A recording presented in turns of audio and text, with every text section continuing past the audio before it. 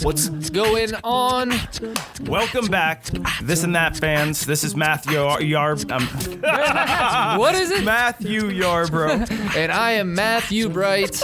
We're back after a week off. We need a little mental health break, guys. We've been putting a lot of work into this. It was nice to just take a week, chill, get our sorts about us, and good thing we did. Yeah, mental health is important, folks. You know, and these years are stressful enough, so you need to take the time to take care of yourself. That's the most important thing. Self-love nowadays. Self-love is the best kind. So. And it's great that we took a week off because we got a whopper of a show this week. It's actually not even a whopper. No, Whopper is Burger King. It's a nugget of a show. It's a nugget of a show. We got a nugget of a show for you folks. Oh yeah. Last week, if you watched our episode where we inducted Mr. Beast, Mr. LA Beast. Mr. LA Beast. Welcome to the show. Welcome to your first official show with This and That. How you feeling? On Cameo, you can actually join my fan club. Very cool, very cool. Randy, how you feeling today? Definitely won before I begun. I like it. Like to hear it. How are you guys? We have to speed this up. I think you guys become fast friends, right? Oh yeah. Very, very excited. Yeah. Totally agree. Perfect. That's what I love to hear. So if you were here last week, we inducted Mr. LA Beast into the Hall of Champions. We gave Randy Santel some companionship, a friend for life, and they've been bonding for a week. In last week's episode, though, we mentioned one of Mr. Beast's world records, where he holds the Guinness Book of World Records title for the most chicken nuggets eaten. The most chicken nuggets eaten In like 3 minutes or something like that. Yeah, He did 3 it in minutes. something crazy. It was insane, and he ate 110 chicken nuggets. I salute you, sir. In an insane amount of time. But in the fun and jolliness of talking about Mr. Beast's accomplishment, we decided that this week we were going to host NuggetMania, and between us, we were going to attempt to match LA Beast's record of eating 110 chicken nuggets, Making that, for quick math, 55 nuggets. 55 nuggets each, which is definitely at the very tippy top of where I don't know if I'm going to get there.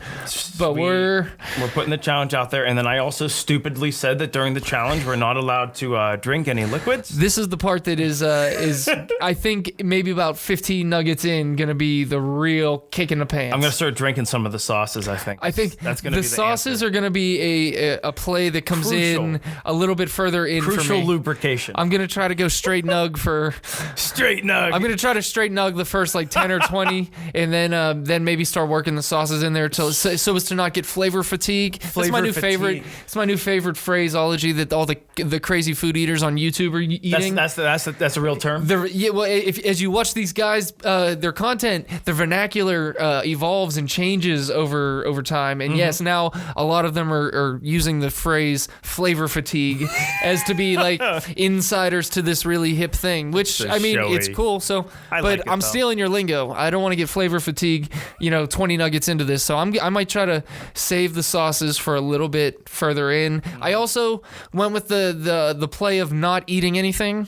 Yeah, I also haven't eaten I anything have yet today. a completely empty stomach. My last big meal was yesterday around 6 o'clock. So not quite 24 hours, but not far from it. I just had some sparkling water. Oh yeah, this morning. I ate a one part of a Pop-Tart, one half of a sleeve of Pop-Tarts last night. A single tart, yeah. I had just the pop. Just the pop.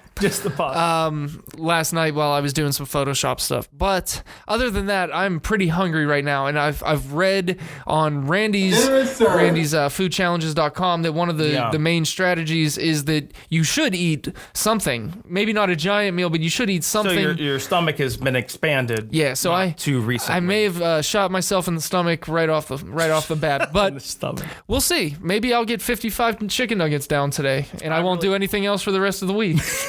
Who knows? You're gonna go for a run. It's definitely gonna be like carrying weights around with you. I mean, if I don't run today, I'm definitely running double tomorrow because I can't imagine that eating this many. I don't even want to think about what the calories of. Yeah. I'll have to maybe try and do some math and put it up on the screen. That's only if I can bring myself to look at the number of calories that we're consuming. Yeah. It's a lot of nuggets, and I mean, I'm glad that I'm sure the store is glad that we called ahead. Yeah. To say like, hey, we're about to order a lot of. You know nuggets. what? I'm glad we called ahead, but I was very surprised when we called ahead because you'd think with an order that size at lunchtime, they'd be busy and they would want the heads up. They wouldn't want just people showing up and like, hey, give me every chicken nugget you have in the bag. We underestimated. We their underestimated at least this particular Wendy's that we called. Yeah. We called them and we explained what we were doing. We needed 110 chicken nuggets, so we needed 11 10 pieces. And this woman said, "Give us 6 minutes." I was like, "Oh my god! I gotta get my keys." We were filming something else, and we're not prepared to get up and leave in that moment. She said, "Give us 6 minutes." That's insane. When we got there and we pull up to the drive-through, and I was just like, "She's like, can I take your order, please?" I was just like, yeah, "We're the guys who ordered all the nuggets." She's like, "Oh, I got you, hon." She said, "Oh, I got you, hon. Just pull around." They didn't tell me how much it was. It was almost unapproving. It was almost like an unapproving tone. And it was great because and then we get there and the lady just opens up the window and I hand her my card and then she doesn't say anything to me how much it is, and then all of a sudden a few seconds later, I'm sure as she's punching up the order, she leans back out to me. She's like, "You are the guy who ordered all the nuggets, right?" I'm not about to charge you for 110 chicken nuggets, right?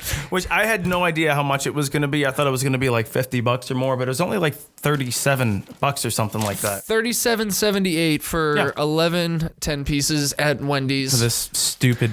I was expecting to pay about $25 each. Then I don't really feel bad about this because I'm down 15 pounds today in just 2 weeks. How'd you do that? I cut out booze. Man, I cut it out, man. I've been thinking about doing it for a long time. I've been preaching the no booze, losing weight thing. You just drop weight pretty much immediately if you give yourself a couple days. And I'm going to insert a photo of me from about 2014 when I was living in New York, boozing it up every single day of my life is just a complete low life. I'm going to insert a photo.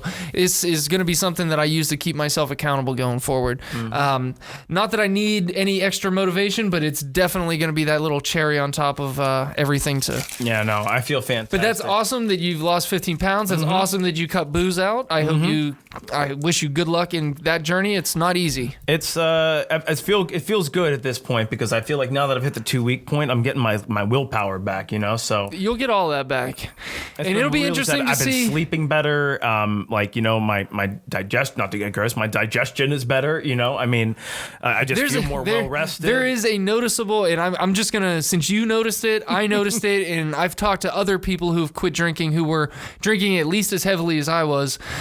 Notice the change in your digestion and your BMs. I don't want to be too graphic here. The quality of those is just so thoroughly improved. It's mashed potatoes to baked potato in overnight. I'm trying to be family friendly, but also explain too much of a textural. Anybody who drinks anybody that it would drink to what they consider the binge drink level, what I'm talking about. Yeah. If you were a binge drinker at any point for any length of time and you've stopped, you immediately, that is one of the first things that I noticed was oh wow, yeah, BMs don't have to always be water. It is true though. So you know what? It's just quality of life already improved. All joking about that aside, if you are struggling with alcohol or any type of addiction, there is hope. There is a potential for a unaddicted life. It only gets better from the first day that you decide to stop. I'm 4.5 years into my journey. He's a couple weeks into his, and from both perspectives, we can tell you that it's better. It's just 1,000%. It's more stable, and I don't miss it at all. You're not alone. No, but we kind of got off topic there. Do you guys want to see what 110 chicken nuggets looks like from Wendy's? Because in my head, I was like, oh, we're about to get a couple bags. We're about to get a couple normal bags of Wendy's here. It's not how they roll. They got mother effing shopping bags. Wendy's has shopping bags. I didn't know that Wendy's had shopping bags. This is like a nice shopping bag, too. It really is. This We is could a reuse heavy-duty bag. This is reusable bag material. This Walking brand for Wendy's. It's fantastic. this is Lazarus, Kaufman's. Lazarus is my even God. more of a throwback if you remember it really Lazarus. Is. Yeah, that is such an old school apartment. That's the store. last time I remember seeing these kind of bags. This is awesome, though. All right. Now, the only thing wrong with this many nuggets is we were wondering is how can we have as many sauces as we possibly need for all of this? So we told them, please give us as much sauce as you're allowed to give us. So Man, did they deliver? At first, I thought they were handing me the nuggets. No, sir. No, ma'am. Have some sauce.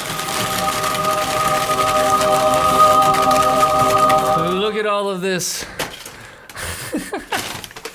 It's the richest currency in fast food. Matt and I love sauces. I was gonna say, man, and we love different sauces. And I've already so many different flavors. I have already stated how much I don't like ketchup, and I don't use ketchup. Ketchup. So there is no way that we're gonna use all of these sauces. So I'm gonna have like 2 years worth of sauce choices to my disposal. So shout out to the lady at Wendy's who hooked it up like this. We did open some as we dropped them out. Oh, that's great.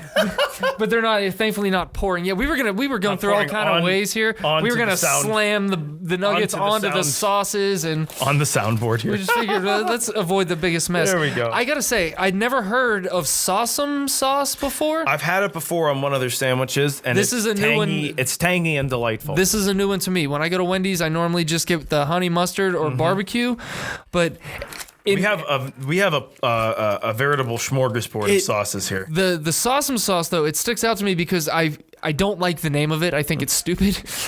I said to myself that if I was looking at this and they just called it awesome sauce, I would also be mad about that because they didn't do something more clever like Sawsum sauce. There's no pleasing. There is no pleasing me with this particular case, so I'm just gonna admit defeat and eat it because it looks delicious. It's gonna be the sauce that I think.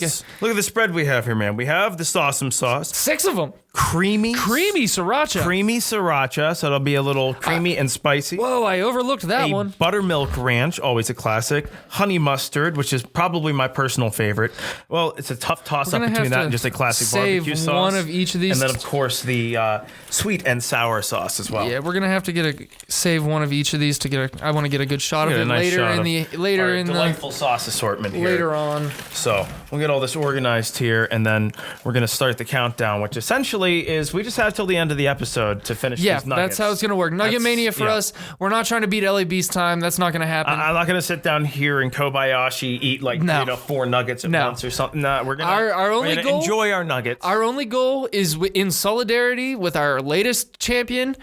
We are going to try to eat, between the two of us, the same number of chicken nuggets that he consumed to win his record, to beat his world record.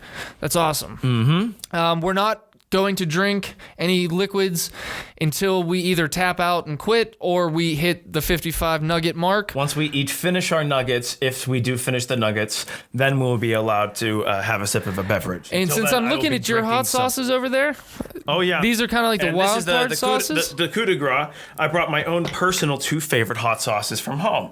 So we have, it's a part of a set. They're both made with ghost peppers, nugget-brained, okay? Ooh. And they're both very, very spicy. The Happy Beaver is a sweeter and more toned down sauce that has a little bit less spice. However, its counterpart, the Angry Cock, is very angry because it's essentially just pureed ghost peppers. It looks thick. It's essentially just ghost peppers blended up in there with not that much else added. I'm absolutely going to try both of these, but I'm going to do it whenever I know I'm either tapping out or I get to nuggets 54 and 55. The last nuggets because you don't want to have a spicy mouth the entire time. No, I was going to say, we didn't sign up for a spice challenge today. This is just a little bonus. Absolutely. Shout out to just all of our spicy challenges that some of our champions have done as well. Yes, absolutely. So these will come into play for me at some point for both of us, I assume. All right, let's get these nuggets stacked. Yes, man. Okay, so we're gonna pause the video here. We're gonna stack these nuggets up, get them all looking good, and then we're gonna come back and we got some good news stories for you. Cool, we're back. We're back. All right, guys. Hopefully this goes seamlessly in the edit. But look at all this is 110 chicken nuggets and all of the sauces that you could ever ask for. you could ever ask for. Plus some bonus ones that we'll get into later. Yes. When we get some spice.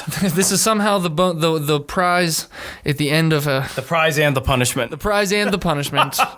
Okay, man. So I'm starving, so I'm cracking into... What sauce are you going first? I'm doing sauceum. I'm doing the classic barbecue first. Oh, I said I was gonna go raw nugget for. I'm gonna stick to my original plan. I'm going raw nugget for at least 10. Really? Yeah. They're perfect. They're perfect. Wendy's has the perfect nuggets. That is very tasty. I don't know if it's pink slime that they eventually get to this, but it's perfect. It's the perfect crispiness. It's not too greasy. Mm-hmm. I really feel like I could trust Wendy's. There's your first problem, kid. I trust. You know what I do trust is I trust their Twitter account. I don't even use Twitter, but they just roast everybody. It's hilarious. Yeah, sometimes I'm like, okay, Wendy, slow your roll. You're a fast food chain. Mm-hmm. But sometimes it is pretty clever. I even have to give props. Which is so funny how, like, it seems like so many other chains just try to be, more PC. And they just, like, call people out and they just, like, roast them. So, is that the sauceum sauce? Dude, what a winner. Whoa. We've got a winner. Whoa, baby.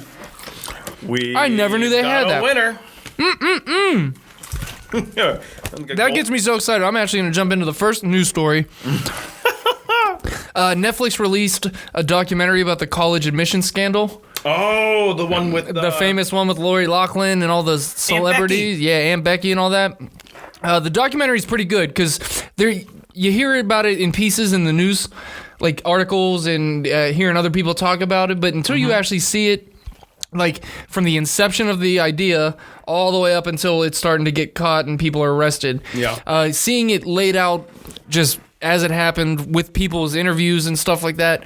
All of those people knew exactly what they were doing. The guy who set up the scheme knew exactly what he was doing, and it was his intention to mislead people and be shady. And it pains me to say it because I'm a big fan of William H. Macy. Frank Gallagher himself, he and his wife are just as culpable and guilty as everyone else. That's a shame to hear. And should be punished. I really enjoy his work. Mm-hmm. Man, I do too. Man, that sauce is so good. I know, right? It's like creamy and tangy, but it has like almost like a little bit of bite, like almost like a little bit of a spice to it. Yeah. Oh my gosh, it's just so good. I don't want this to be a whole episode of me just chewing into a microphone, though. So, the most interesting part about that documentary that I found is that Aunt Becky's daughter, Olivia Jade, who I wasn't familiar with prior to the scandal, she's basically the reason the whole thing unraveled, because she was very vocal on her own social media about hating school and not really going to school and wanting to drop out of high school and shit. And then all of a sudden she's on USC as like a champion rower or something like that. Out, so she hates school, but then all of a sudden she's accepted into this prestigious university. She started to raise suspicions somehow, and she's basically that's the crux that started the downfall of all these people. But I was also surprised to see how little jail time some of these people were getting. Yeah, I know, right? It's not much. A lot less than you would think for something so shady, where like millions and millions of dollars are being changed hands. But I didn't want to talk too much about the documentary because I don't want to mix any of the facts up or anything. I only watched it the once, but it's really good. And there's definitely some of those sweet moments in there whenever you see these people like answering for their crimes, where you're like, good. So there's that little bit of satisfying. A little justice. Yeah, I didn't necessarily have that feeling that I get after a lot of documentaries, where I'm like, man, I don't know if I have closure with that. I watched that one about the I forget her name. You'll probably know since you watch a lot of stuff. The one, she was like in Italy, and they arrested her. They thought she like murdered those people. They thought she murdered her roommate. Yeah. I And so forget. that her and her boyfriend were like an accomplice and everything. Yeah, I do know the documentary you're talking about. There's several documentaries, and then there's like a docu-series. Yeah. That is an interesting case because that was one of the ones where I watched it. I was going back and forth of like, okay, I think she did it, and then they would release some more evidence or some more info, and you're like, oh, well then. How could she have done it? Yeah. That was one of those ones that really kept you guessing. Yeah, no, that's why I was really surprised when I watched it. I was just like, oh, here's just another thing, blah, blah, blah, unsolved mystery. And I was just like, no, I really don't know. That was a really weird scenario. Yeah. Natalie Holloway, maybe her name? No, she was the girl that was kidnapped. I don't know. There's so many terrible crime stories. It's not a good thing.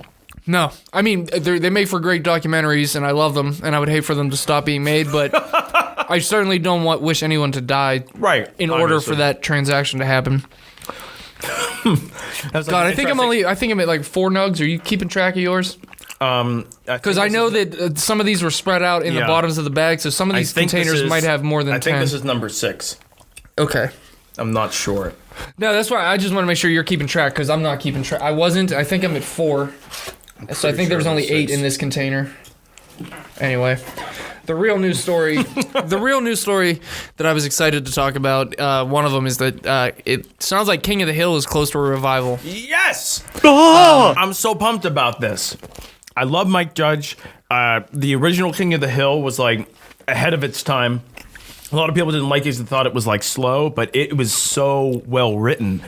This one is set. It's like you got a problem with concentration. 15 years in the future. Mm-hmm. Not in the future, but 15 years later from where the show ended. Right. 15 years later for them. So they've kind of aged right along with us, which for me is one of the appeals that King of the Hill always had, was that unlike shows like The Simpsons and South Park, where you have like families and stuff, but it's a lot less based in reality. South Park and The Simpsons, cycle. They've been in the same grade for like 20 years. But they take like The Simpsons has aliens and all. They take some real like cartoon leaps where they're like we make a cartoon so we can do whatever we want. Yeah. King of the Hill was like almost like a straight sitcom, just animated. Yeah. Like it was all based in reality. It was all based in like in truth, That's realism. It wasn't so out there that you had to constantly suspend your disbelief. And it was just always wacky, and just seeing like this like regular guy just like get involved in like these scenarios, and like that was the joy of it, was just like seeing. I don't know if it's the grease. I gotta crack a window. Oh boy, really? I'm just getting warm. Just gonna crack a window. He's getting you're getting the meat sweats from the nuggets. A little bit. The nugget sweats. Man, yeah. I didn't even know that was such a thing. I didn't either. These are turkey nuggets. We'd be getting the tryptophan. It's also a pretty warm day out in Pittsburgh today. So it is very warm. Yeah, you're sweating. Wow. I am. I'm sweating. I was wearing that hat, so I took that off. I think I'm gonna cool down, but oh yeah, that'll make you just hot. In general, we have lights beating down on us from 4 different spots, and Excuse me? I think Tim Allen would be proud of our studio handiwork. I rigged all this stuff. Yes. Yes. I definitely I tried to do my best, Tim Allen, Tim the Tool Man, and when we fashioned this together, I was channeling my Tool Man. It's all still standing, isn't it? Yeah. During a Reddit AMA, one of the writers for King of the Hill, Brent Forrester, said that the creators, Greg Daniels and Mike Judge, are in, quote, hot negotiations to bring the Fox series back, with all the characters aging up by 15 years. Oh, man. I'm going to be curious to see what Bobby's going to look like then. I have speculated on this myself. Okay. I believe he's probably going to be some type of like internet influencer wannabe, or like super into TikTok or like one of those platforms where he's making like these little videos that his dad doesn't understand. You understand what I'm saying? Bobby, get off your dang phone. Now that's a good impression. You heard it here first, folks. I gave him about his Family Guy impressions. That's a good Hank Hill. I like the Hank Hill. Oh, see, some of my Family Guy impressions are very good. You just don't like Family Guy. That's it. Yes. Right. Yes. So yeah, I don't. Yeah. No, you said my Jeff Goldblum impression wasn't very good. I stand by that one. And Who the hell is that? And I agree with you. I was just trying to do it kind of off the cuff, That's a dope Hank Hill though. Damn,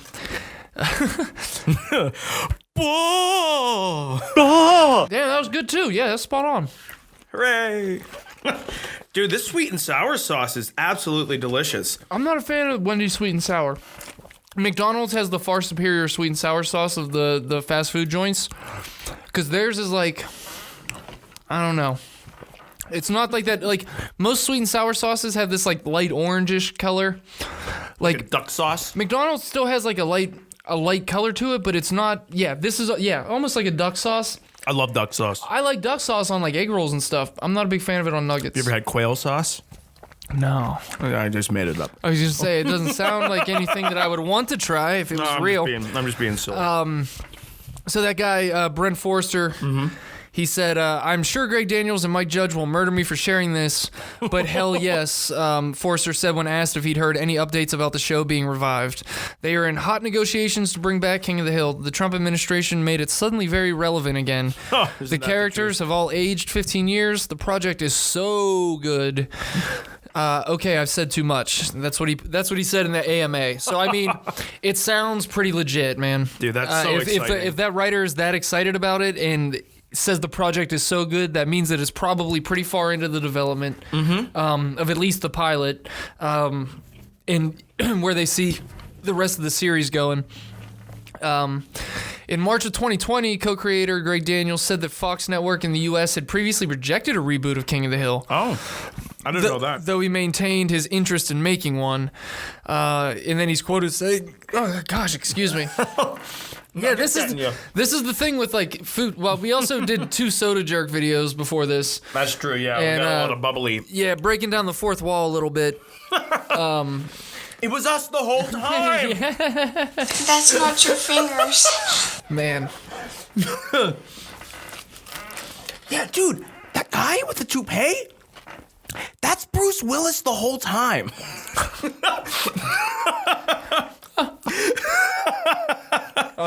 Oh, I haven't tried that creamy sriracha sauce yet.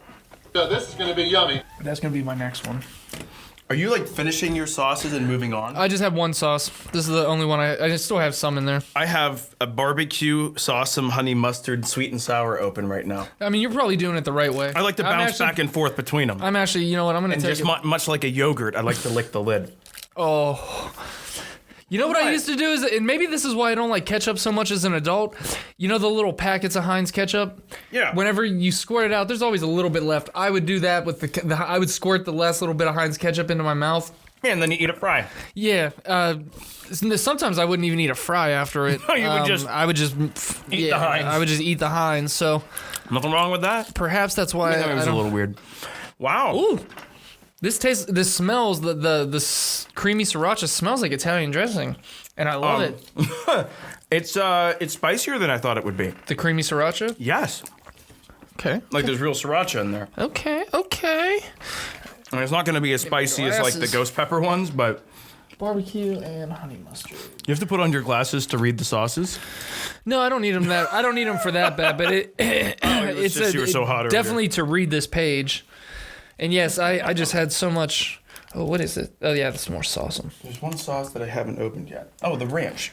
Buttermilk ranch. Buttermilk ranch. Yeah, get right. That is. I don't know if all the places have buttermilk ranch or if that's a Wendy's thing. I don't ever. Order, my. I never asked for the ranch, but I am impressed that it's buttermilk ranch. That is. That tastes delightful. So yeah, what's it called? Greg Daniels. He said that that they had rejected the initial idea of rebooting King of the Hill. Though he maintained his interest in making one, and then he went on to say that we do have a plan for it, and it's pretty funny. Daniels told Comic Book, which I'm assuming is a website. It is. So maybe one day. And it sounds like a lot has changed since then, honestly, because they're assuming that Forrester wasn't messing around in his AMA. It sounds like they're legitimately moving forward with this now. I've heard whispers of this, like other places around the internet. I mean. Yeah, and people might be like, who's this Forrester guy? Just a writer? He was a consulting producer on 22 episodes of King of the Hill, and he wrote the episode Peggy's Turtle Song, which is a great episode. And he's collaborated on Greg Daniels with The Office as well. Oh, wow, that's right. Okay. So the guy has legitimate Credentials. Credentials, yes. Of course. King of the As we chew. I know, man. sometimes it's like, yeah, this is a great idea in theory, and then in execution, you're like, now I gotta chew and eat and talk. This is an actor's worst nightmare. King of the Hill ended after 13 seasons back in 2010, but its popularity, I mean, I don't think it's ever dwindled among its fans, and I think it's only grown. I was saying, I think it's caught new life since it's on more Hulu. of like a cult following. Yeah, it's on Hulu very, very regularly. And one of its, and I wrote even a note here that like I thought that one of the strengths that the show always had was that it's centered in realism. Like you said, it's like watching like a real sitcom develop over time. Yeah, if you're not familiar with it, it's like it follows Hank Hill and his family. And Hank is a conservative patriarch of his family he's like continuously faced with situations that his moral compass hasn't planned for or been exposed to. And he's constantly being. That's a great way to describe it. I'm Hank Hill. Ooh, that sriracha's bomb too. Right? Oh, it is. Oh yeah. Look at his golden creaminess. It's quite fantastic. I gotta say, Wendy's has outdone themselves. Oh man. Did you watch Breaking Bad? Twice all the way through. Do you remember the episode whenever the German? It's kind of towards the end whenever things are being found out. And the German guy that does all the sauces for Gus Fring. Oh yeah. He's just like sitting in his office and he's trying these sauces and then he goes into the bathroom and electrocutes himself. Oh yeah, that's right. That's kind of what I feel like right now with all these sauces in front of me. And I feel like I'm sweating like somebody who has the FBI coming after them. I'm having a delightful time. I'm having a delightful time myself. I don't know what I expected from this episode, but this is exactly how it should be going. In 2018, Hulu landed the exclusive streaming rights to stream King of the Hill. So if the show does return, I wouldn't be surprised if it's coming back on Hulu or if it'll be available on Hulu, you know? That would be convenient. It'd be awesome. I'll watch it either way if it's on. I'm gonna find a way to watch it. Yeah. And now that I know that there's a good chance that this is happening, I definitely want to go and like rewatch the old show now because it's been many. It's on. Yeah, it's been many years for me too. Many years since I've seen a lot of the episodes. I've seen a couple of recent ones. Some of my favorites. I used to buy the one where Bobby eats the steak challenge at the restaurant. Dude, I mean, there's so many. I want it rare. There are so many great episodes of King of the Hill. You sure, son? That's a lot of meat. I used to own all the seasons on DVD, and some of my friends would like razz me. They're like, "Do you really need all the King of the Hill seasons on DVD, bro?" And I'm like, "Yeah, man. I genuinely pop those things in and just have it on as background noise sometimes." I love King of the Hill. And I had a roommate, shout out to my old roommate Colin in New York, who also had an affinity for King of the Hill. He and I would spend many hours talking with Buddha and watching King of the Hill. It was awesome. So I cannot wait.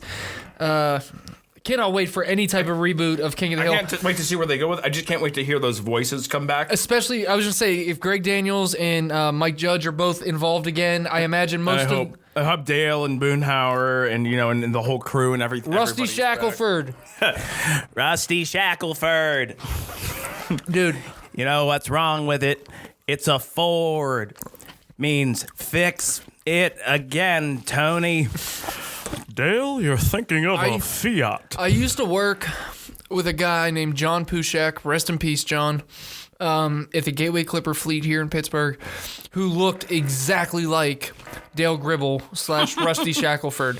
He wore like dark glasses? He wore the dark glasses. Oh, wow. He always had like this hat on. It wasn't an extermination company hat, but it was always the same hat.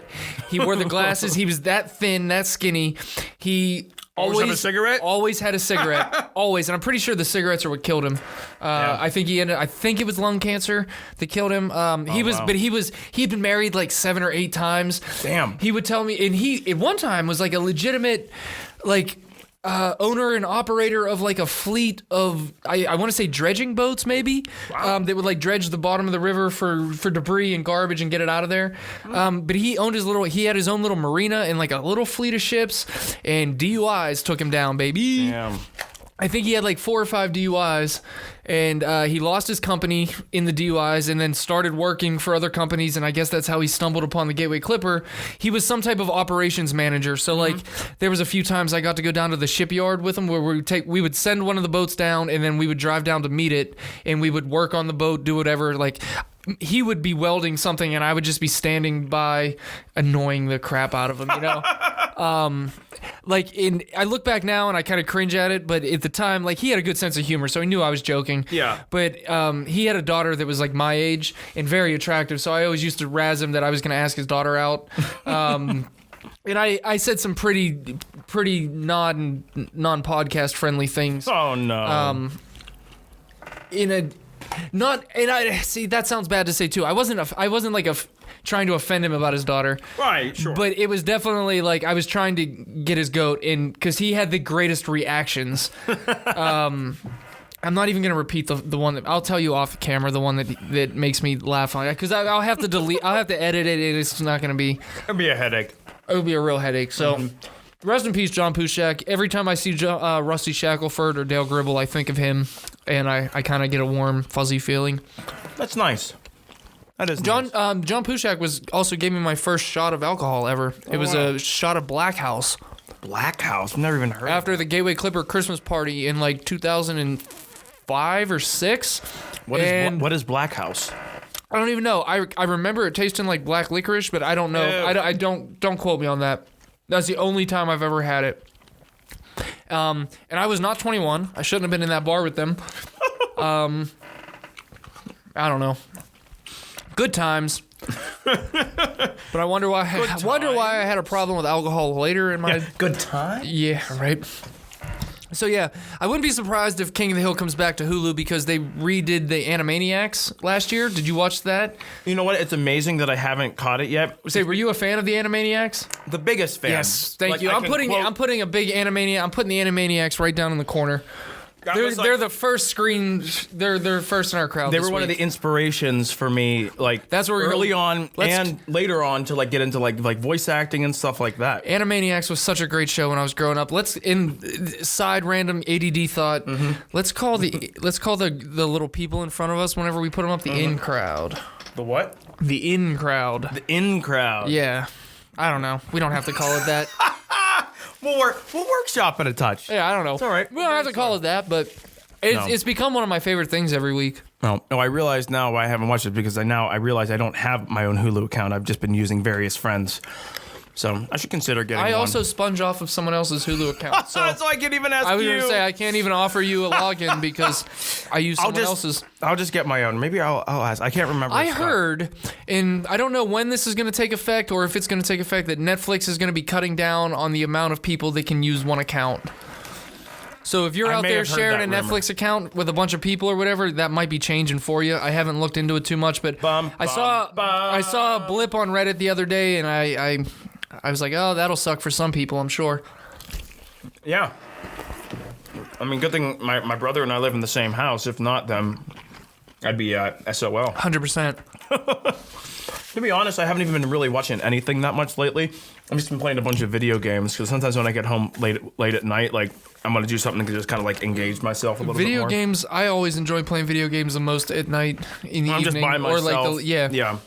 I'll just put on. I'll just put on some like cool music. For and me, just kind of escape a little bit. I think part of it for me is that it's like sometimes it's very late at night, the middle of the night, and it's like I'm not expected to be doing anything else right now. I'm expected to be sleeping. Like that's for some reason one time when I can actually shut my brain down enough to let me play video games and enjoy them. Because if I were to sit down in the middle of any random day, even a Saturday, with nothing to do, I would immediately start shit-talking myself for sitting down and playing video games. Why aren't you doing something more productive? Anything. Yeah. So, like, for some reason, maybe that's why I tend to play video games at night or very late at night, because I'm really not expected to be doing anything else at that time. So I don't need a good excuse to not be doing something else. That's your time. Yeah. And playing a good video game can be getting, like, lost in a good novel, you know? Yeah. I don't know. I think I'm kind of around 20 right now. I've completely lost count.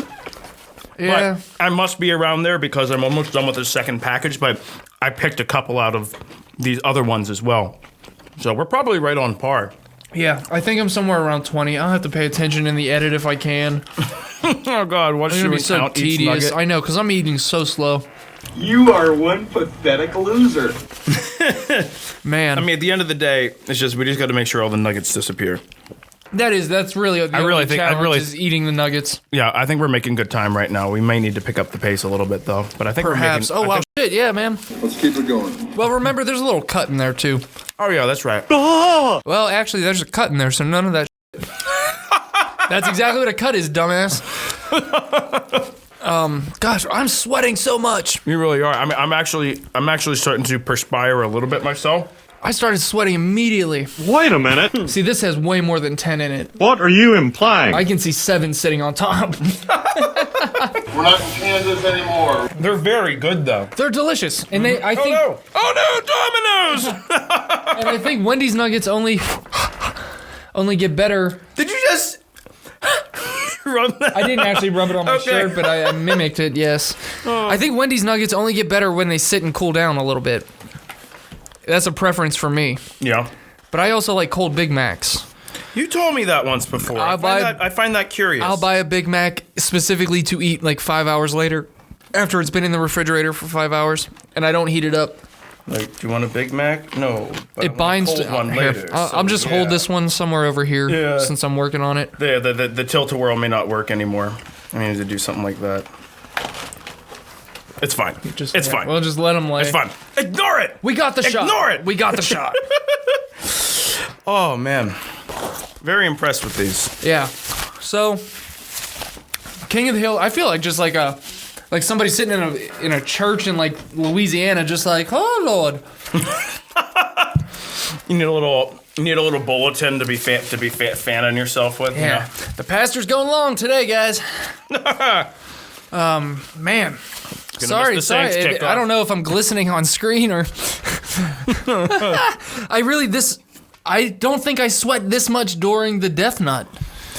I genuinely didn't sweat much until I was in the shower. When we were at the Quaker Steak. Yeah, doing that the wing was. challenge. I was sweating profusely during that. Yeah. But the Death Nut, I didn't sweat until I was panic mode in the shower a couple hours later. Survival mode, like, oh God, please don't let this be the end. In which case, I sweat through like 3 layers of clothes. That's what you said. It's impressive. Yeah, that was instantaneously too. That was like gnarly. That's your body's like, nope. Nope. When your body tells you no that quickly, and you start sweating that profusely, that instantly, there's no guessing whether something's going on. You're like, yep. Because you ever think like, you hear some people like, yeah, I didn't know I was pregnant until I was given birth or something like, yeah. Or I didn't know I was having a heart attack until I went to it's like, I always wondered like, would I know if something bad was happening? And then there are moments like that where you're like, oh, your body will absolutely let you know sometimes when there's something bad happening. There's something wrong. There's something bad happening to my body did not like that. And the worst part is that I had to go to work that day. Yeah, you're a champ for that. Cracking all kind of windows up here. We might get some ambient noise. Oh well, it's worth it. It is. You know what? This sriracha sauce is kind of lighting me up. Yeah, maybe it's because I went with the Sawsum sauce, which also has a little zip to it. It really does. It's the flavor is delightful. Yeah, it's very, very delightful. Yeah, King of the Hill. The final case in point with that. I, for one, am looking very much forward to it. Can't wait to get back into the lives of those characters, see how they've aged, see what kind of crazy shit Bobby's up to. Shenanigans Dale is up to. Yeah, see if him and what's his wife's name? It's always cheating on him with John Redcorn. John Redcorn. I don't know. Always call people Shug.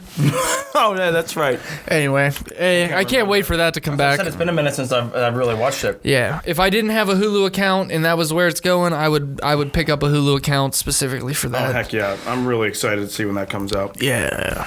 We'll let everyone know when we get more news about King of the Hill. Yeah, I'm definitely gonna be following for updates on like a timeline of release possible, anything like that. Keep me updated. Yeah. Exciting. So we're going to move straight from King of the Hill into another like Brittany Murphy related story. Remember, we kind of touched on Brittany Murphy Not kind of. We specifically talked about Brittany Murphy the other day when we were talking about Britney Spears. Yeah. Britney Spears now, I guess, famously bought and sold a house that she thought to be haunted to Brittany Murphy, who then later died in that house, along with her husband a few months later, of very similar circumstances. Very similar mysterious circumstances. Now, HBO is going to be making a documentary, a 2-part documentary series on Brittany Murphy's shocking death. Holy crap. It's going to be exploring and explaining things, way past all the conspiracy theories that people have been, feeding into and thinking about online, because there really hasn't been much information other than the little tiny bit of stuff that's come out right after it happened. Been like, Brittany said the house was haunted, then they died. Basically, no, that's basically. I'm not a fan of their barbecue sauce. Really? Maybe not after eating some of these. It's kind of a weird flavor clash if you go from one of them to the other one too quickly. Yeah, that's a. I was expecting a deeper barbecue or something. I don't know. A deeper barbecue? Yeah, or smokier barbecue. Okay. I think this is a little sweeter. I think I was expecting more of a smoky, masterpiece barbecue or something. Like a sweet and tangy. Yeah, something like that. The celluloid heroine Brittany Murphy was found dead at 32 in her West Hollywood home of very mysterious circumstances. Only 32. It's a shame. That's our age right now. I know. As we sit before you here, folks. So this documentary is going to be exploring in depth in 2 parts on HBO Max. So I don't know if that means that it's only on HBO Max or if it'll be on HBO on demand, or if it'll also be airing on HBO. You might have to get an HBO Max account to watch it. I know I'm going to be watching it. I already have HBO Max, and I stated when we talked about her last time, Brittany Murphy was one of my childhood crushes, big time. Yeah, that's what you told me. Big fan of her, so I'll be watching that. I want to know what happened. I want to know if there's... Because it says the series will go beyond conspiracy theories and headlines featuring new interviews by those closest to Brittany and new archival footage. Oh. So I'm always interested in archival footage of people that I'm a fan of. Brittany Murphy got her breakout role in Clueless, but went on to make huge films such as Don't Say a Word, Just Married, and Uptown Girls. And I had actually forgotten about Don't Say a Word until I was writing this story up. Or doing some research about this story. Don't Say a Word is a great, great movie. Have you ever seen it? I'm not sure. It has Michael Douglas, for sure, and Brittany Murphy. Brittany's kind of younger. She plays a girl in... Sorry, now I'm trying to remember it correctly. Man, that's so good. Right? I'll say it 1,000 more times. But Brittany Murphy plays a girl who had witnessed a murder, and she is in a home, like a mental home. Oh, wait. No, yeah, you did tell me about this. Michael Douglas is a doctor, like a psychiatrist, whose family somehow gets wrapped up in something. I don't remember the details now. It's been probably 20 years since I've seen this movie. Wow. It's really good, though. It's kind of a nail-biter the whole time. It's really well acted. Michael Douglas is a great actor. Brittany Murphy was great in it. It's kind of creepy. It's kind of tense. And I'm probably gonna try and dig up see if it's on streaming anywhere, see if I can find a really cheap copy of the DVD in Southside, because I'd actually like to rewatch that film. I remember really liking it whenever I was a kid. I like Michael Douglas too, so. Yeah, he's a good actor. I'm kind of indifferent on him. I don't like him nor hate him. I definitely enjoy a lot of the movies that he's made. He was great in the Ant-Man movies. Yeah, I enjoyed those. Those are the kind of superhero movies that I gravitate towards anymore. I'm so over all the traditional superheroes that you constantly see. I'm gonna take themselves too seriously. I get it. That's why I like Ant-Man with Paul Rudd, because he's just so laid back all the time. Yeah. God, now I'm talking my mouth full. Brittany Murphy, and when she was in Clueless, though, she still had some baby fat. I don't know, she was younger, Yeah. And they made her, in the movie, they made her up to look like a frumpier, less put together person. And so it's really interesting. It's funny, and she's great in that movie. She's really funny. It's funny to see how she grew up into this like very like well put together, the complete opposite of the clueless character. Is that the one where the guy bets them to? No, you're thinking of She's All That. I am thinking of She's All That. Yeah, which was a solid '90s throwback. I remember enjoying that. My sister was a big Freddie Prinze Jr. fan. Oh man, that just conjures so many '90s memories. Yeah, that was a good movie, dude. Rachel Lee, I think it was Rachel Lee Cook. Yeah, was the girl in that movie. She was a hottie too. Mm-hmm. She hasn't really made many movies. She was in a movie called 1114 or 1113. 1114, I think it's called. About it follows like 5 different people and how all of their lives converge without them knowing it at this exact moment in time.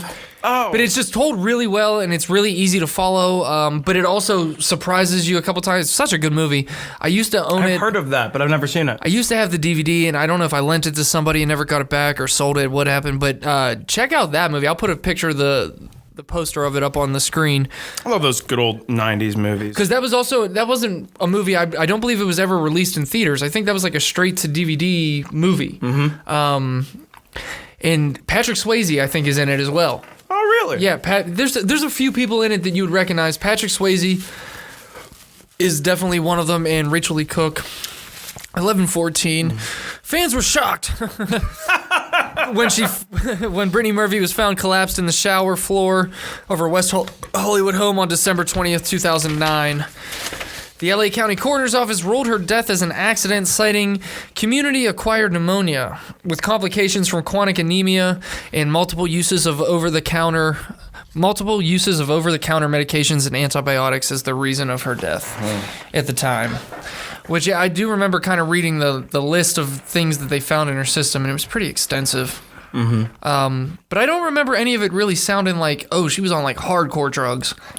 Just like prescription stuff? Yeah, it was a lot of prescription stuff, but like none of it seemed like as dangerous as like the H word or the C word or... Yeah. I try to stay away from meth at all costs. Still, that's so surprising that just for somebody that young. Yeah. I mean... It's like so suddenly.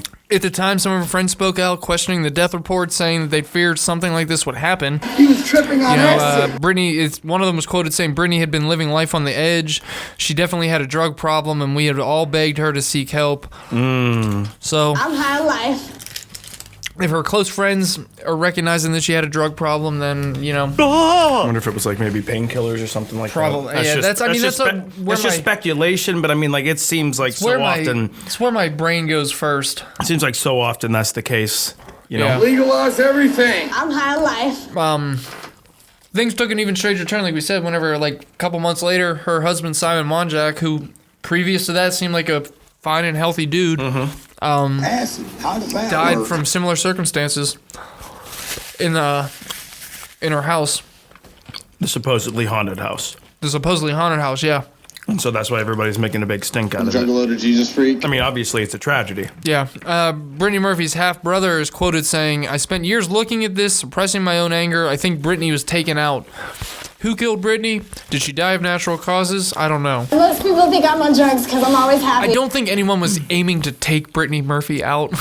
Yeah, no, that's where it starts to seem a little conspiratorial to me. I think that's a bold claim. Yeah. You can't really back up. I think he's kind of just hurting over the fact that his sister had some addiction problems that she probably wasn't handling well.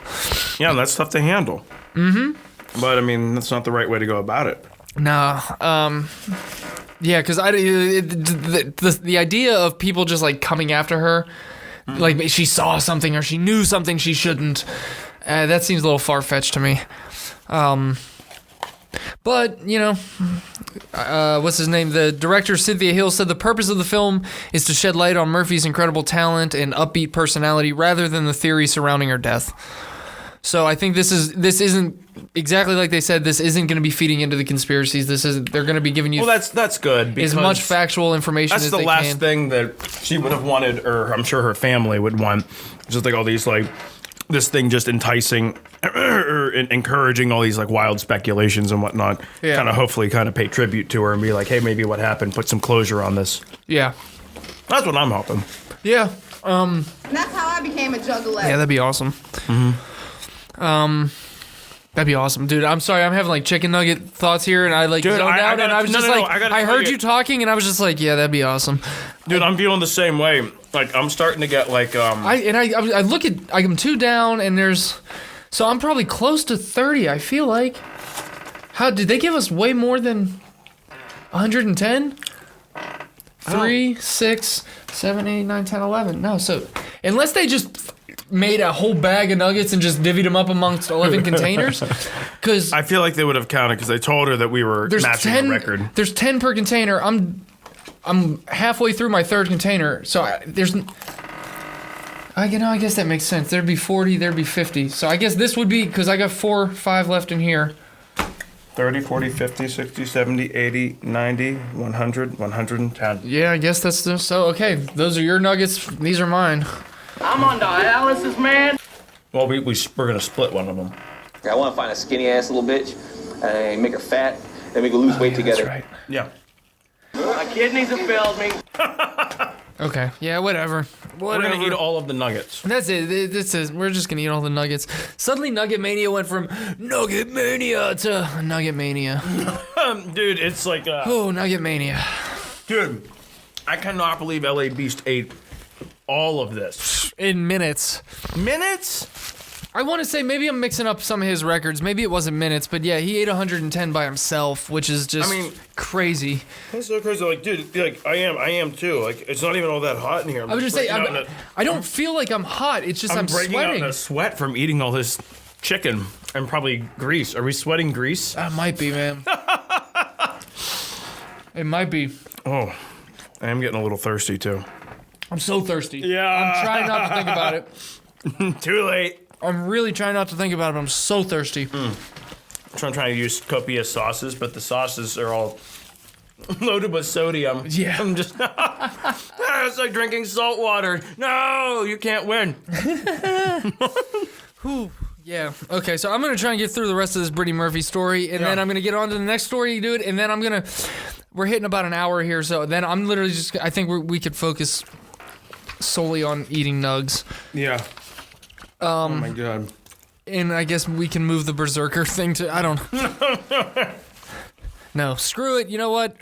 Forget all that. You know what? They're making an Ace Ventura 3. Oh, righty then. Yay! That's the next story. The Brittany Murphy thing is going to be airing on HBO Max sometime in the near future.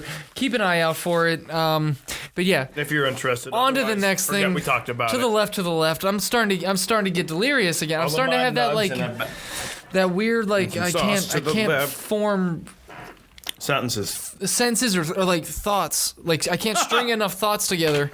And the nuggets are melting your brain. I really want to know why I'm sweating so much. Because like you said, I'm not really hot. I know. I don't think I'm hot. I'm just sweaty. Our body is not normally used to getting more than like 10 or 20 of these in one sitting. Seriously. Oh, I feel lightheaded. Because I'm probably on like 10 is pushing it for me. And like a normal, if I just go to Wendy's and get some nuggets, I don't even normally get a 10. I don't think. These are great. I mean, we're throwing down some chicken. But yes, like 8-9-year-old Matthew Bright is very happy because they're adding a third. This Matthew too. They're adding a very. Those are some of my favorite movies growing up. Man, Jim Carrey is solely responsible for the early development of my sense of humor and why some of the things I find funny are funny to me. Mm-hmm. And I allude that to mean the more silly things. Oh yeah. Because I wouldn't say that his humor's ever really been super smart. Maybe it has. I don't know. I don't want to judge it that harshly. I love Jim Carrey. It's certainly zany though. Yeah. It's zany. It's a style. Sometimes absurd. It's a certain style. And like I would love to just like try to like emulate that wild level of energy and enthusiasm. I don't know how anyone could. Like him and Robin Williams stand out as like the two, especially when Jim Carrey was doing stand up. He wasn't like mile a minute or anything, but he was very physical. He would like throw himself back onto the stage. Do not go in there without catching himself or anything. He's crazy. Actually, yeah, just like full on like Andy Kaufman hurt himself. Mm-hmm. Which Andy and Me, Jim and Andy, I think is the name. Jim and Andy is the name of it. The name of the documentary on Netflix. Watch that, man. Talk about That'll blow your mind. Talk about a guy getting into character and being and then some and living. Yeah, man. He upset people on the set. He offended people constantly, and such a great documentary though. I've watched that numerous times through just because of how much I love the movie Man on the Moon. Mm-hmm. It's one of my favorite Jim Carrey performances. It's one of my favorite movies because of the subject matter about Andy Kaufman and stand up in the early day of his career. Here I come to save the day. Nice. I'm surprised you were able to get that out after eating this many nuggets. Yeah, that one. I didn't have. I used like the last of my diaphragm to do that. It's gonna start getting hard to breathe soon. I'm there. That's actually where I'm at right now.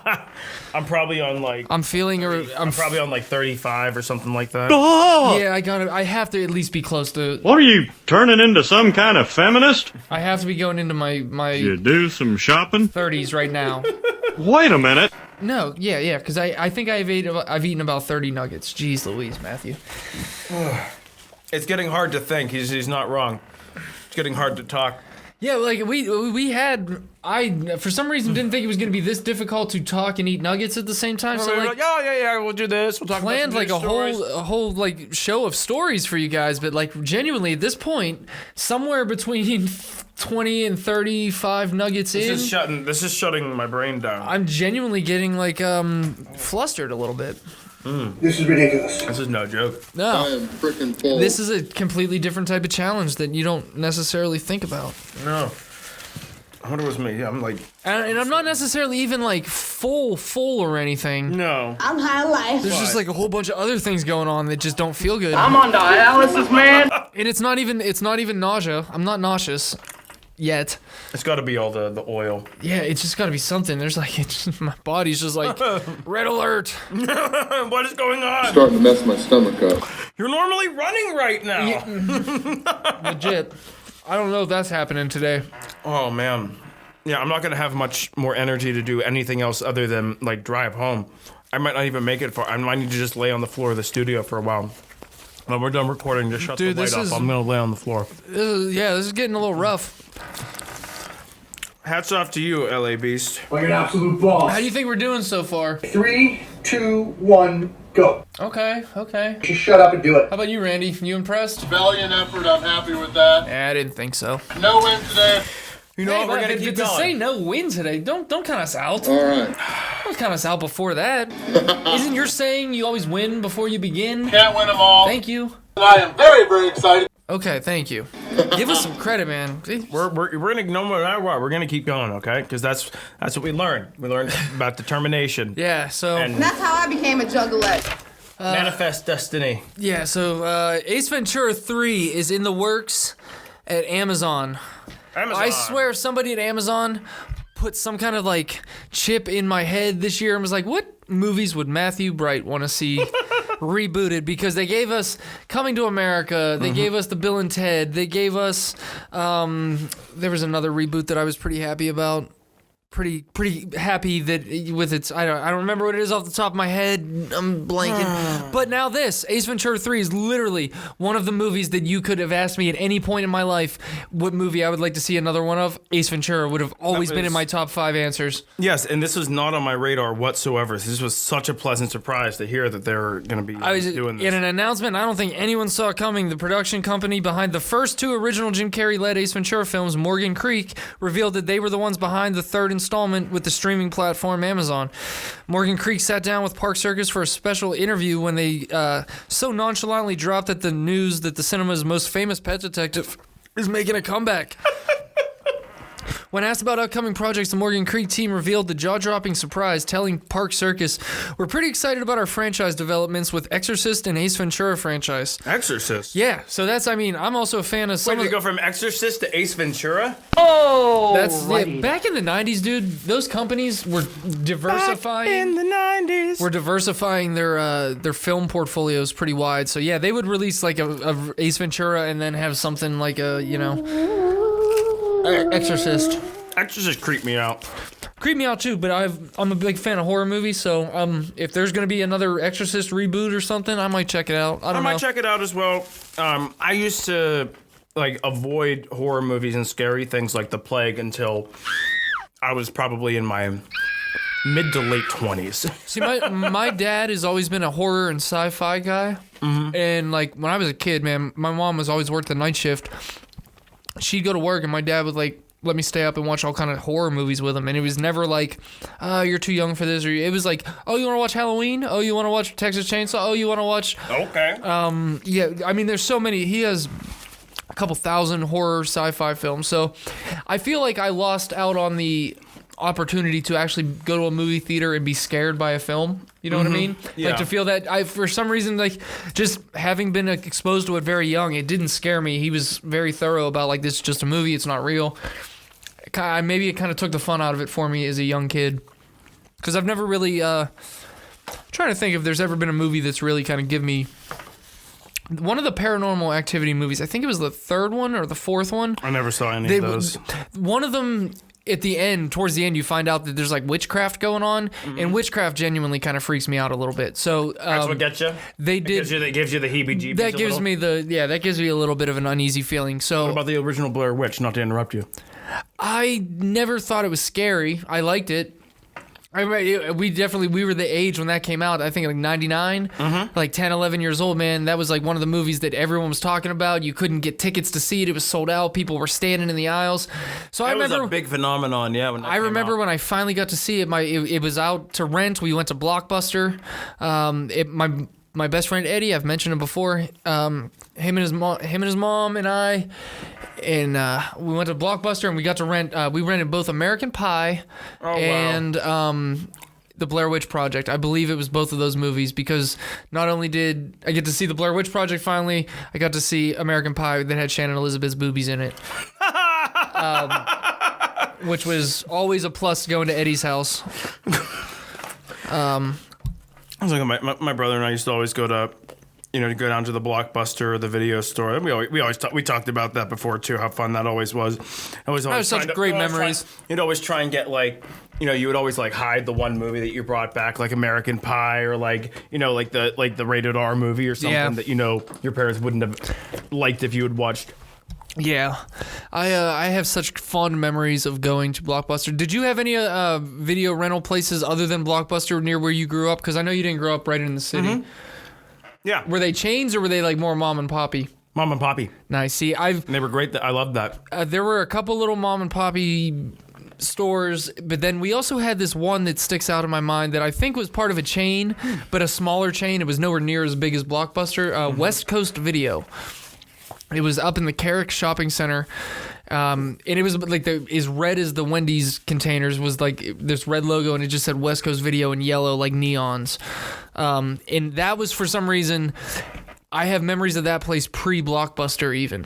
Like when I was like a little kid, we used to go to the West Coast Video to rent videos before we got a Blockbuster. So I have OG video. Yeah, I have incredible memories of going to the West Coast Video in the Carrick Shopping Center. I can almost still smell what that place smelled like. I can remember I can hear the clicking of the turnstile right inside the door. The whole experience of going to West Coast Video was very fun, and I hadn't thought about it until. And actually, I mean, I have a story about the last Blockbuster this week too because it's finally streaming on Netflix. Which is so it's not even a story. I just wanted to mention that since we had talked about it in a previous episode, that it's now no longer pay to watch it. You can watch it on Netflix. I found it a very enjoyable hour and 25 minutes or whatever it is, just watching people talk about their fond memories of renting movies because that's a great time in my life. Yeah. But it is also ironic that it's on Netflix. It's on Netflix, which is the thing that put them out of business. Damn straight it is. So talk about an own. that's I'm going to put you out of business, and then I'm going to make a documentary about it. No, I don't think Netflix produced the last Blockbuster. I think it was a completely independently funded documentary that is just now streaming on Netflix. Correct, I believe. So there's that. But yeah, I hadn't thought about West Coast Video in ages until I I rewatched the last Blockbuster again. Decades. And it just it flooded me back with all kind of memories. You got your hippo camp going. Yeah, I wish we still had video rental stores. It's a lost experience. I'm really hoping that like with the reinvigoration of people's interest in like vinyl and things like that eventually VHS tapes maybe or maybe not even VHS tapes, but like those experiences are coming back. And like, look, they're already making a documentary about Blockbuster. People are already feeling nostalgic for it. There's a whole generation of people, whether they would go back to using a Blockbuster or not, they probably have some decent memories about it, you know? Oh, of course. I'm sure there are some people that are like, oh, I'd love to just be able to sit down on my couch and figure it out. For me personally, I miss the experience of walking those aisles and seeing all the. That was my favorite part, was just the browsing, just seeing all the titles and seeing all the the beautiful. Like, that's how I learned about all the box art, all the cover art, and occasionally getting a peek behind those beads into that room that had all the naughty films or something. Mine didn't have one of those. Oh, West Coast Video had the beads, like the cliche. I almost want to say they weren't beads; they were like bamboo. Yeah, but it was like strings of bamboo that covered that up. The Blockbuster certainly never had that section. Right. I don't think, but I definitely remember always trying to catch a glimpse in the West Coast Video of the naughty videos. What a great experience. That's another thing. So many movies, because I didn't have cable growing up. Oh yeah, same. So whenever I would go there, just looking through, I would see the covers of all of these like great movies. I would say we never heard about them and learned about them. We got to go to the movies as kids, but not frequently. No, you know, so. My sister and I, we loved going to Blockbuster or West Coast Video because it gave us a chance to see all the movies that either our friends had already seen or we had been seeing previews for what felt like an eternity to a kid.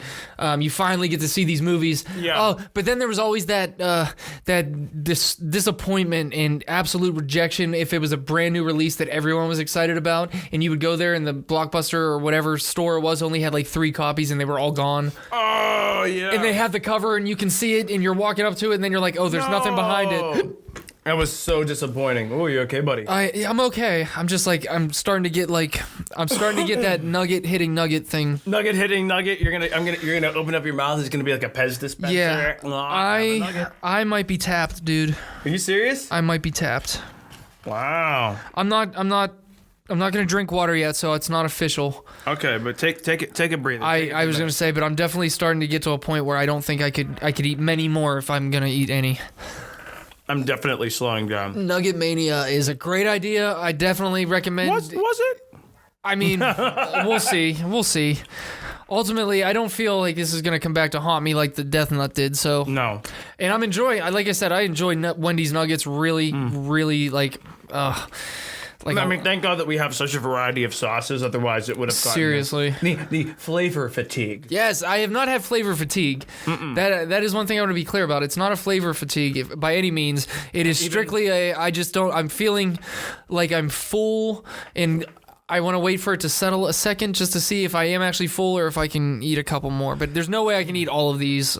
And so the LA Beast, even at room temperature, these are like still like nice, perfect. Textury. That's why That's why Wendy's are the best. They're the go-to. But no, the Beast, dude. Yeah, man. I remember renting when my dad was real sick as a kid. My grandmother, my sister and I feel like I have memories of her picking us up from school and taking us down to the bar that she worked at in Southside. And have you ever been to Dee's Cafe?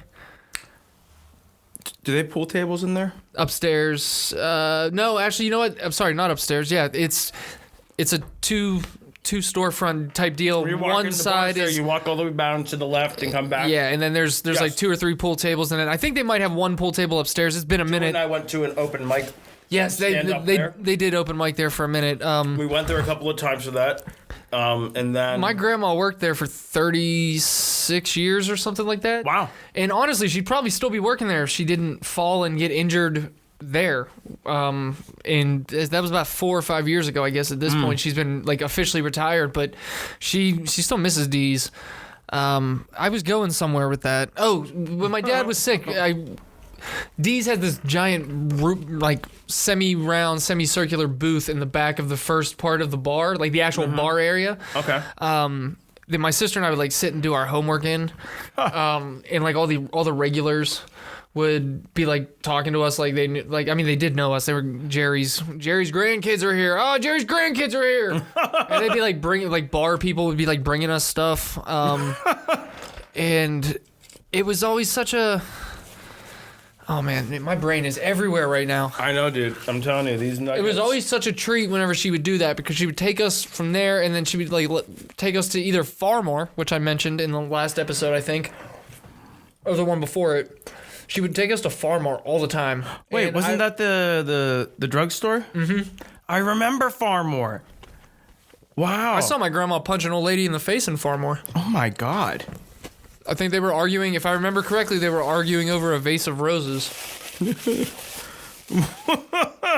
I was like 4 or 5. Damn, she didn't play.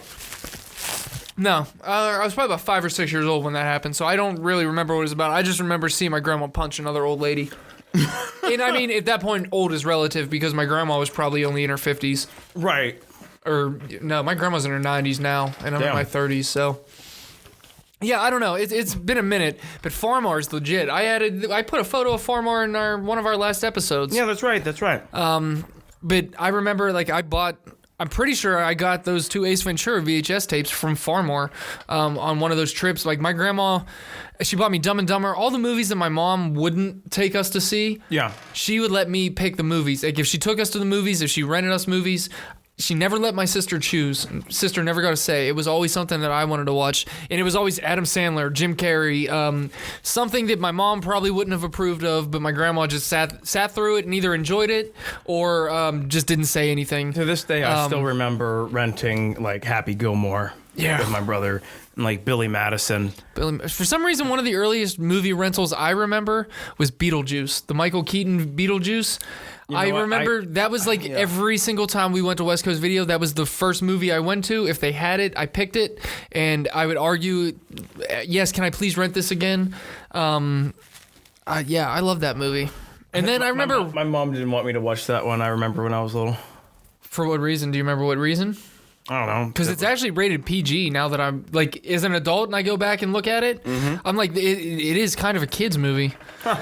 At the time, I don't know if my parents had any, they always let me watch it, so I don't think they had a problem with it, but there was one F word. Gross. There was one F word. Yeah, it was gross, for sure.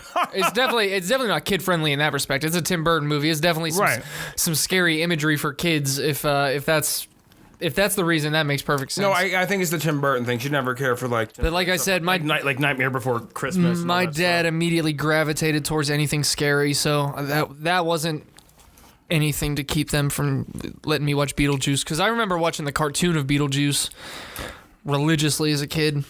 Oh my God, that's right. There was an animated Beetlejuice. I don't remember if it was on Fox Network or if it was on... I don't think it was ever on Nickelodeon or like one of those channels, or maybe Cartoon Network back in the day. Beetlejuice, yeah.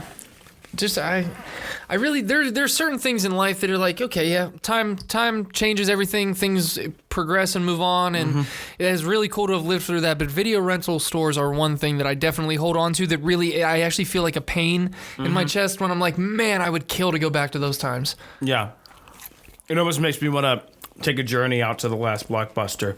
That's just to walk down through the aisles. That is my goal. I would love to get out to Bend, Oregon. That's where it's at. Road trip. Bend, Oregon, to see Sandy Harding and her family, because that's basically, it's a family-run business at this point. I would love to get out there, and everybody in the documentary that walks in there all says the same thing right off the bat. It's like, oh yeah, this smells like Blockbuster. Do they all have the same smell? Like... And I feel like I can still smell that. Well, there's only one way to find out. I'm going to have to take a road trip to Oregon. I'd love to go to Oregon. I've always wanted to go see the Pacific Northwest. Yeah, I've never been. I've just heard that far north. I've just heard that it's beautiful up there. Like, I think Oregon is also where the Goonies house is, where they filmed the Goonies. And a lot of those locations I think are in Oregon, if I'm not mistaken. Maybe not Bend, Oregon, but I think in that state. Maybe closer to Portland or Washington. Maybe it's Washington State.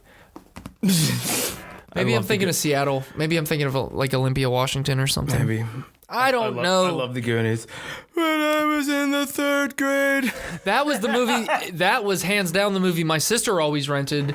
I was definitely one of my favorites when I was a little kid. I hated All-time the Goonies favorite. until I was well into my teens, maybe like late teens, maybe even early 20s when I first started coming around to the Goonies because of how much my sister watched it as a kid. Oh, that put you off. It was always the Goonies, and I liked it at some point, I'm sure, and then it just got so like repetitive and played out that I was just like, okay. But now I'll throw it on once a year, every once in a while, and it really does. It scratches a little kid itch that just like, oh, that's my favorite scene. Reminds me of good times. My favorite scene in there that always scared me is when they're playing the organ. With the bones? With the bone piano, the organ. And the floors. And the floors dropping out, yeah. Yeah, that was a great movie. I mean, Spielberg gets a lot of credit, should get a lot of credit for making those kind of like kids movies that are like, that like a scene like that like gets dramatic. A little kid invested so hard, but it can also get an adult invested in it. Like it's like such a universal feeling of like, oh, I know exactly what's happening right there and what the danger is. It's conveyed so easily, so well done, all mediums, old and young. I remember my sister watching that movie, like renting it so frequently that my grandmother. This is another thing where her working at the bar came in handy. People would just come in and give her stuff. She must have mentioned to one of her regulars that her granddaughter loved the movie The Goonies. So to this day, I'm pretty sure my sister still has a bootlegged version of The Goonies. That's what we had for a while. It was on TV one time. Oh no! See, this wasn't even on TV. This wasn't like recorded from TV. This looks like somebody got like a legitimate VHS copy of The Goonies. Like it's indistinguishable. There's no commercials. There's no pauses. There's no jumping. There's no people getting up and walking in front of it. It almost looked like a home video version of The Goonies, but like one of those previews that the studios send out to like, what is it, like test audiences or something like that. Oh, okay, yeah. Because it came in a very, very nondescript case that said not for resale, not to be. My sister still has it. I'm pretty sure. I remember some bar guy gave it to her. Who knows? There were a couple of movies that we had on VHS for years that we literally would record. Sorry, I'm tapping. That last nugget. That last nugget gave me a little wave of the first little wave of I'm gonna lose it if I don't stop. All right. So I'm officially tapping out at somewhere between 30 and 40 nuggets. Oh yeah. 34, 35 nuggets. I'm gonna call that 35. That's pretty impressive. Good job, buddy. Whew. Oh my goodness, I wish I had more water. That's a serious challenge, Beast. LA Beast here. I do not know how he consumed like an absolute boss. Both of our portions. That's pretty amazing. I'm never eating. That's some homage. I'm never eating this many nuggets in one sitting again. I'm never eating nuggets again. That's a lie. I was just saying, I'm not eating nuggets for a while. I almost started to say that same thing. I almost started to say that exact same thing. Not. And it's like, no, it might be a minute, but I'll definitely eat nuggets again. I'm nugget it out. If I eat any more nuggets right now, it might get to a situation where I'll get sick on them and then never want to eat another nugget. But right you now, already took the trash can out of the room, right? Yes.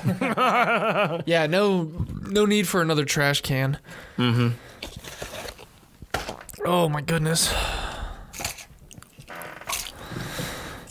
And now you just get to hear me have indigestion for the next 8 minutes. Oh man. Making all those dad noises over there. It's not intentional. I really wish it was. I wish I could say that it was like I'm putting it on. I'm not. It's really like those noises are just naturally coming out of me right now. You just like move and like a little bit of air escapes. You just like move to the side. You're like, you're not supposed to consume that many chicken nuggets in one sitting. I don't think. Definitely not. Oh man, I'm getting a little dizzy. Yeah, no. That like, remember that endorphin rush that you get right at the beginning of that? Like maybe level 2 or 3 of the death nut. You get that. How much sugar are in these sauces? I don't know. These things are probably like pure sugar. Probably a fair amount. Oh, high fructose corn syrup. Yeah, I didn't even think about that. I've eaten like, and that's I guarantee in every one of these. I've eaten like 8 sauces. This says tomato paste, sugar, corn syrup. Yeah, that's all. I just don't feel good. I just feel like I ate way too much. I kind of feel that way where, like, you know, when you need, like, the 1 entree or the 2 entree at the Chinese place at the mall. Yeah. And you get the 3 entree. Yeah. And it's just like, why did I get that with fried rice and an egg roll? I'm gonna try and keep this thing on the rails. Yeah, right. Please. I'm gonna if you keep reading, I'm gonna keep eating. I'll try to bust through. I'm gonna eat my 55. It's been Oh yeah, so It's been Ace Ventura 3. Ace Ventura 3 is gonna be written by the writing team behind the Sonic the Hedgehog movies. The Sonic the Hedgehog and currently Sonic the Hedgehog 2. I still haven't seen it. Yeah, so they're the writers that are going to be writing Ace Ventura 3. Jim Carrey's already begun filming on Sonic the Hedgehog 2 and has yet to sign on to the new Ace Ventura movie. Oh. So that's the only hiccup that I could see is that for some reason Jim Carrey wouldn't sign on. You can't have Ace Ventura without Jim Carrey. Yeah, I was going to say that it just stop the presses right there. It's no longer Ace Ventura without Jim Carrey. So I would no longer be interested in it. Oh yeah. I imagine that they're working out a deal and they want to get things so, you know, securely in stone before they make any big. It's Ace Ventura 3 with Ricky Gervais. Oh man, what a letdown that would be. Alrighty then. It's been 27 years since Ace Ventura: Pet Detective hit theaters, one of Morgan Creek's earliest films. Ace Ventura: When Nature Calls arrived just 2 years later in November of 1995 for an equally hilarious sequel. That's in my opinion. I thought it was equally as hilarious. I remember that is definitely one of the movies that my grandmother took my sister and I to see in theaters. I remember her sitting there watching Ace Ventura talk with his butt cheeks. He gives birth to himself out of a rhino, the rubber rhino. Hot rhino. He's all covered in sweat and goo, and dude, my grandma was a true champion for sitting through those. He's interrogating the guy and he does the thing with his eyes. He goes, he's like, my brother used to do that. My favorite is at the very beginning of When Nature Calls, like the slinky. Well, not that. That's I guess that is the very beginning, early in the film, whenever he first gets to the native land or whatever. Yeah. And he's walking around the tribe and he's like kind of taking it in, and he walks up to the one guy and he's like, "Excuse me, Your balls are showing." It's so stupid, but still to this day, sometimes I will say that to myself. And I'm like, "Excuse me, your balls are showing." Well, then you see yourself in the mirror when you get out of the shower? And just like laugh to myself or something. Like, Ace Ventura is so silly, so goofy. Alrighty then. I think we should stay somewhere a little more safe. Finkel and Einhorn and Finkel. Yeah, shout out to Courtney Cox and Dan Marino from Ace Ventura: Pet Detective. My favorite one was whenever he's on the he's on the balcony and he's closing the door. He's like,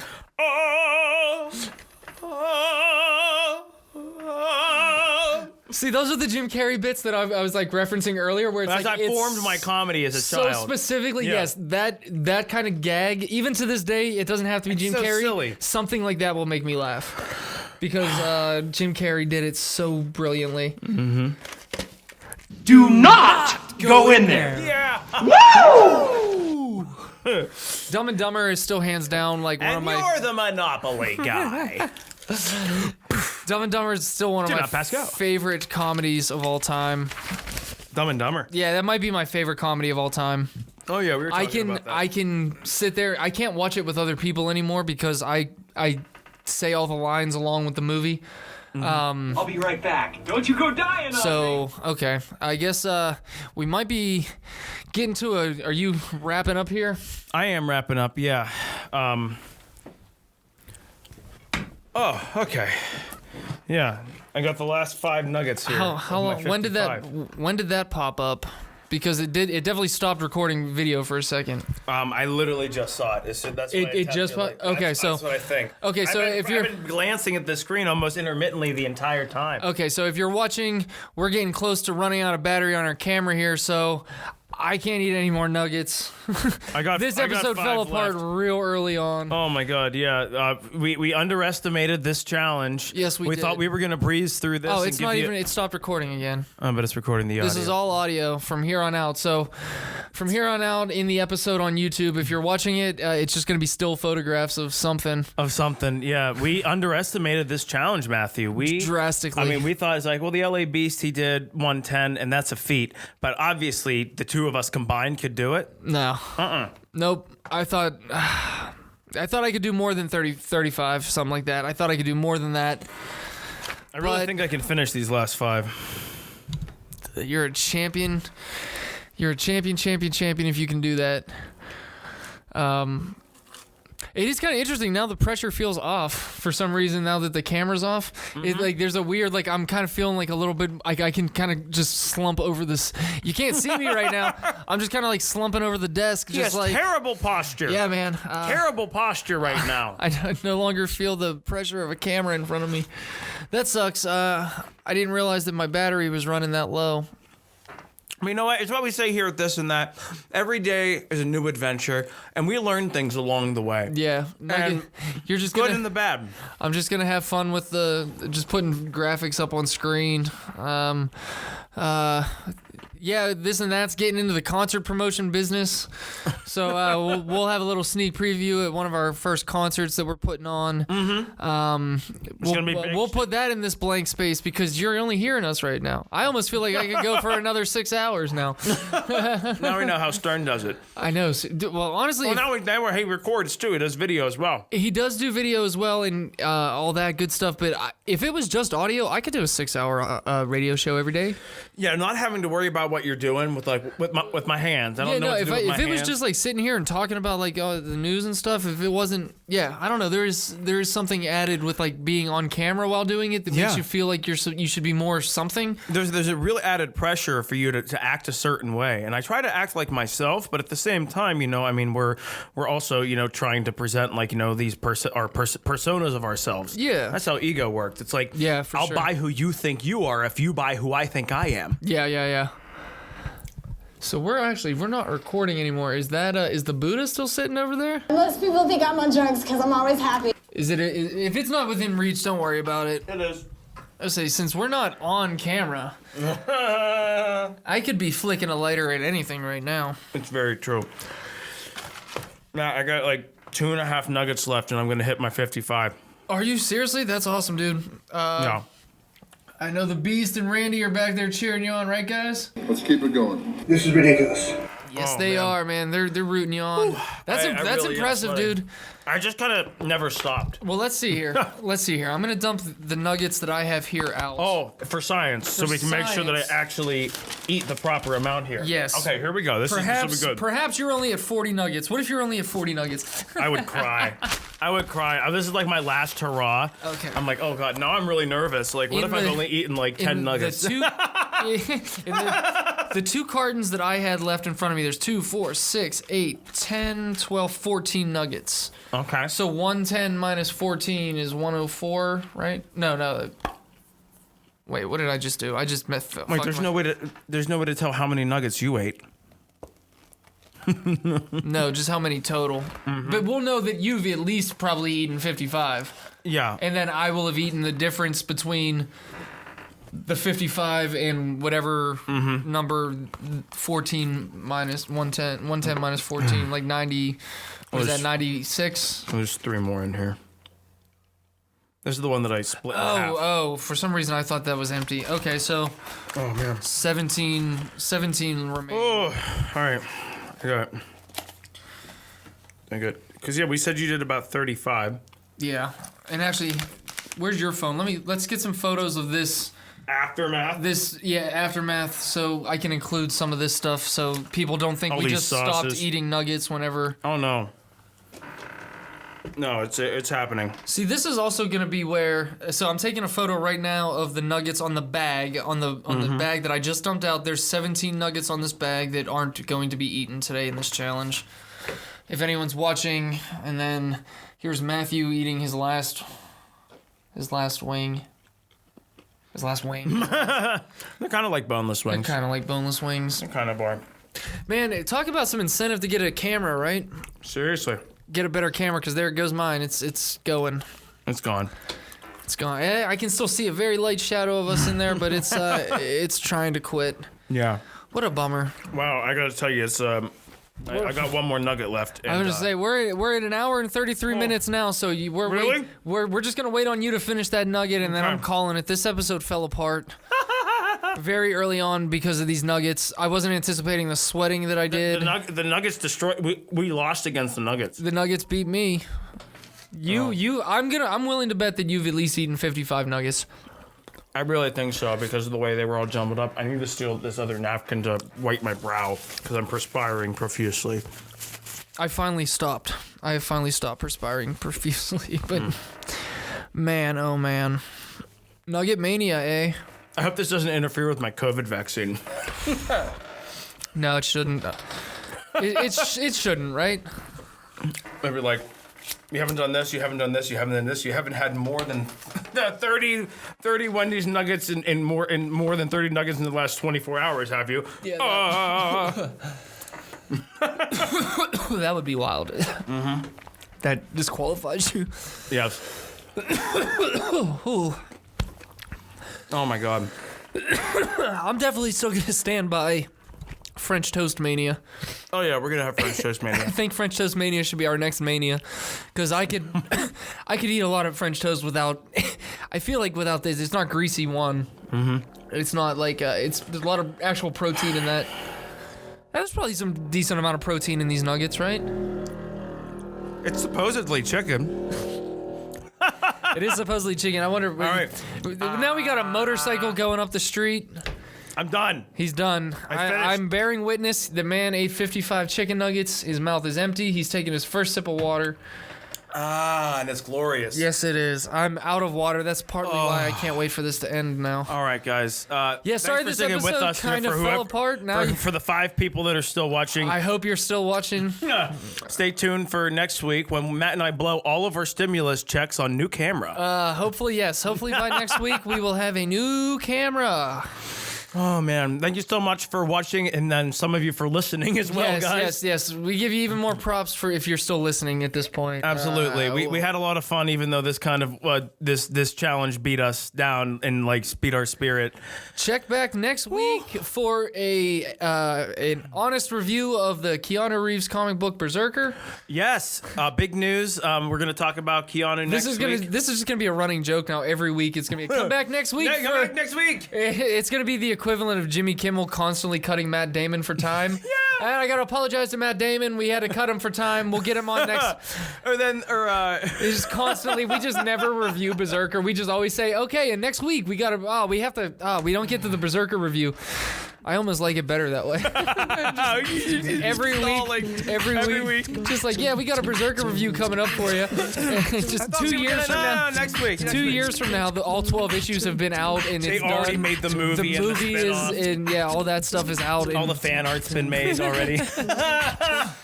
Yeah. Okay. All right, guys. I gotta go take some Pepto-Bismol. Yeah, I'm gonna go either take a Tom or a nap. Definitely drink some water. Yeah, water is needed. Yeah. Thanks, guys. All right, we'll see you next week if we make it.